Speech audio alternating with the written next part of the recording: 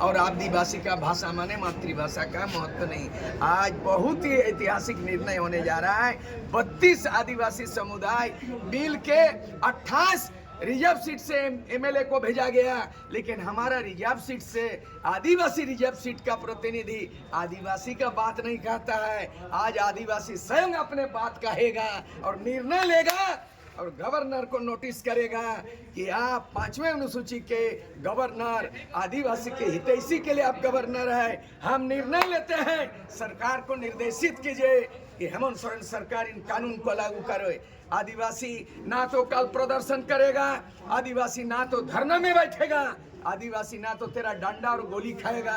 आदिवासी डंडा खा चुका है, आदिवासी गोली खा चुका है, आदिवासी उलगुलान कर चुका है, आदिवासी सिद्धू कानू लड़ाई लड़ चुका है, टाना भगत आंदोलन कर चुका है, कोल विद्रोह हो चुका है, संताल विद्रोह हो गया है, भूमिज विद्रोह हो गया है, आजाद मिल गया है। आजाद भारत में गुलाम आदिवासी इस तरह आप नहीं जी सकते हैं। हम सेल्फ अपना डिटर्मिनेशन राइट रखते हैं, इसलिए आज का निर्णय अहम होगा और बहुत बड़ा ऐतिहासिक होने वाला है। 32 को एजेंडा का पारित होगा और उसके बाद हम लोग गठिया बांध के राज्यपाल को पहुंचाएंगे कि इस गठिया को खोलो और कानून को लागू करो। हेमंत सोरेन को बोले आप तेरे यहाँ कोई मेमोरेंडम नहीं होगा, मानो तो सही है, नहीं तो निर्वाचित एमएलए को राइट टू रिकॉल जनप्रतिनिधि को चुन के भेजा है, नहीं काम करोगे तो आपस बुलाने का अधिकार हमारा होगा। और उसके बाद नहीं तो झारखंड सरकार बहिष्कार करेंगे, विधायकों को बहिष्कार करेंगे।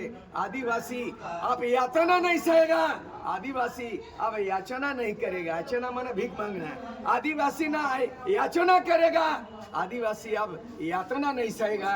अब ना चलेगा याचना, आप ना सहेंगे जातना, अब होगा न रहेंगे मेमोरेंडम, अब जरूरत होगा तो उलगुलान की तरफ करेंगे एटरंडम। एक तरफ आपने ठीक फरमाया, एक तरफ झारखंड की का जो निर्वाचित सरकार का विधानसभा चल रहा है, दूसरी तरफ आप पुरानी विधानसभा में आदिवासी विधानसभा की बात कर रहे हैं। आपको यह नहीं लगता कि आप सत्ता को चुनौती दे रहे हैं? हम अपने आप को चुनौती दे रहे हैं, किसी सरकार को नहीं, किसी विपक्ष को नहीं है। हम लोकतंत्र को भी मानते हैं, भारत का संविधान को मानते हैं, आदिवासी का विधि विधान को भी मानते हैं। लेकिन दुख इस बात का है कि इन 24 वर्षों के अंदर में 14वां सरकार बनी, 6 बार विधानसभा चुनाव हुआ, शिबू सोरेन आदिवासी नेता 3 बार मुख्यमंत्री बने, उसका बेटा हेमंत सोरेन 4 बार मुख्यमंत्री, बीजेपी के अर्जुन मुंडा 3 बार मुख्यमंत्री बने, बीजेपी का 2.5 साल तक बाबूलाल मरांडी सरकार बने, झारखंड मुक्ति मोर्चा और कांग्रेस के मिलीजुली सरकार, ये मधु कोड़ा न दल न बोल निर्दल 2 साल मुख्यमंत्री बने। 2014 से 2019 तक बीजेपी का रघुवर दास मुख्यमंत्री बना तो सीएनटी एक्ट, एसपीटी एक्ट को बदल डाला और हमारा जमीन के लिए लैंड बैंक बना दिया। तो ये आप बर्दाश्त नहीं होगा, ये पैरेलल नहीं है, समानांतर सरकार नहीं चला रहे हैं और किसी को चुनौती भी नहीं दे रहे। ये स्वयं हम एक चुनौती ले रहे हैं। चुनौती इस बात का ले रहे हैं कब तक संघर्ष करेंगे।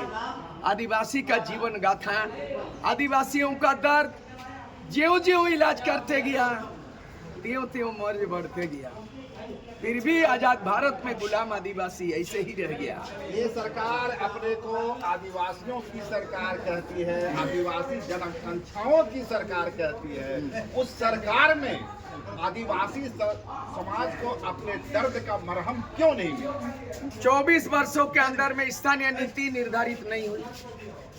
इन 24 वर्षों बीत गया, ये सरकार का कमांड संभाला, अभी तक जो है ना भाषा नीति नहीं बना। मातृभाषा में पढ़ने का भारत का संविधान में व्यवस्था है। There is a provision in our Indian constitution article 350A, the medium of instruction should be mother tongue in primary level compulsory. और यही कारण है भारत में 28 राज्यों हैं, इक्का दुक्का राज्य हिंदी छोड़ करके बाकी अपना भाषा में KG to PG पढ़ाता है। तमिलनाडु जाइए, आंध्र जाइए, तेलंगाना जाइए, कर्नाटक जाइए, महाराष्ट्र में मराठी, गुजरात में गुजराती, पंजाब में पंजाबी। यही झारखंड मिले आदिवासी कहने को राज और हिंदी में पढ़ा रहे हैं। हमारी मातृभाषा हिंदी नहीं है। ये अगुआ सरकार फैसले क्यों नहीं ले पा रहे हैं? नपुंसक हो गया है, वो अंधा हो गया है, वो बहरा हो गया है, वो लंगड़ा हो गया है। आदिवासी जब से देश की आजाद हुई, हमने संघर्ष का इतिहास का मिसाल बनाया है। और अलग राज्य बनने के बाद भी हम भी सड़क पे संघर्ष करेंगे। जिसको चुनते हैं सदन में संघर्ष करता है क्या? जिसको चुन के 28 गो एमएलए, अभी तो 30 गो हो गया आदिवासी, 2 ठो रिजर्व सीट बात कर। आपने सदन की बात याद दिलाई। सदन में दीपक बिरुवा, मंत्री दीपक बिरुवा पेशा एक्ट को लेकर काफी मुखर रहते हैं। राजेश कच्छप पेशा एक्ट को लेकर मुखर रहते हैं। नमल विक्रम कोगाड़ी पेशा एक्ट को लेकर मुखर रहते हैं। हेमलाल मुर्मू पेशा एक्ट को लेकर मुखर रहते हैं। इस तरह कई एक नाम है, चमरा लिंडा है, सीपी नेहा तिर्की है। कहीं न कहीं वे सारे मंत्री और विधायक आदिवासी समाज की भावनाओं के साथ तो खड़े नजर आते ही हैं। आप 1 दर्जन माननीय मंत्री और विधायकों का नाम लिया कि अगर आपने मांग पूरा नहीं होता तो सदस्यता त्याग देके क्यों नहीं आते? सूर सिंह मिश्रा जी से आप साक्षात ले रहे हैं। 1990 में मैं आजसू का एमएलए बना था, 5 साल का एमएलए बना था, लेकिन लालू ने ललकारा मेरे लाश पर झारखंड बनेगा। मैं 1 साल 5 महीना के अंदर में झारखंड अलग राज्य मांग को लेके पटना विधानसभा में मैं त्याग पत्र देने वाला से आप बात कर रहे हो। मैं अकेले हिला दिया पटना। तो आप क्या चाहते हैं कि यदि आदिवासी समाज की भावनाओं को अफवाह सरकार में नहीं सुना जाता है तो ये जो आदिवासी विधायक है अपना अपना इस्तीफा सौंप कर सड़क पर आए, आपके साथ दें? बिल्कुल, उलगुलान का रास्ता करना पड़ेगा।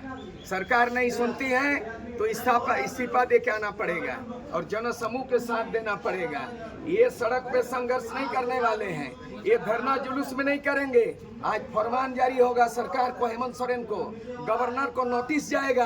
गवर्नर से भी बड़ा आदिवासी का हमारा स्वशासन व्यवस्था है, जो कि हम भारत का संविधान में बहुत बड़ा पद में है।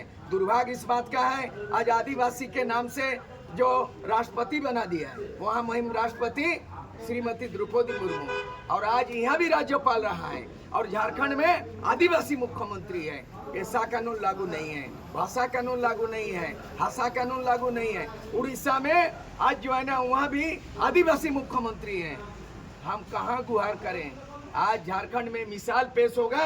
आने वाला दिन में भारत देश के 10 राज्यों में आदिवासी 5th शेड्यूल का पेशा का हुलचुल मचेगा, और आने वाला दिन में पूरे राज्यों में इस तरह का उलगुलान होगा।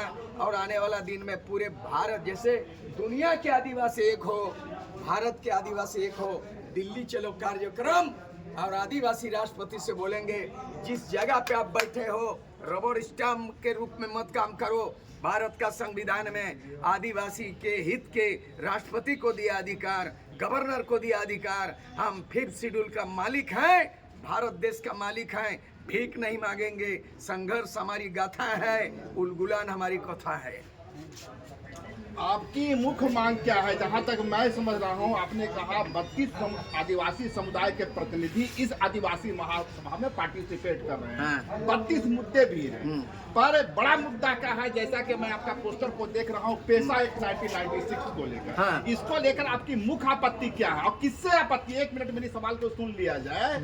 हेमंत सरकार एक ड्राफ्ट के साथ आगे बढ़ रही है। वह ड्राफ्ट पंचायती राज विभाग का है। एडीसी में, ट्राइबल एडवाइजरी कमेटी में वो ड्राफ्ट नहीं पहुंचा है। अंतिम फैसला ट्राइबल एडवाइजरी कमेटी से होगा। तो आदिवासी समाज इतना अधीर क्यों है और ट्राइबल एडवाइजरी कमेटी का इंतजार क्यों नहीं करता? आप सुन लीजिए, ये वो संवैधानिक काम कर रहा है हेमंत सोरेन।